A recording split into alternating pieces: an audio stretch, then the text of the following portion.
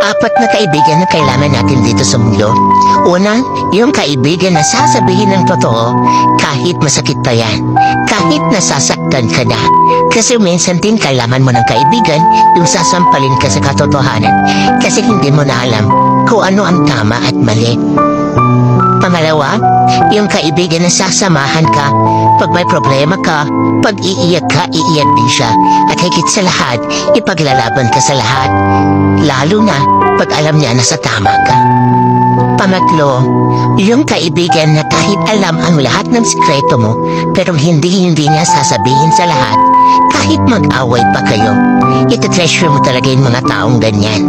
At pang-apat, yung mga kaibigan na mamahalin ka ng buong-buo, yung kayang-kaya kang mahalin, na kahit ikaw, alam mo na hindi ka nakamahal-mahal, or ikaw nawawalan ka na ng pag-asa, pero andyan pa rin siya sa'yo, at siya ang nagbibigay pag-asa sa'yo.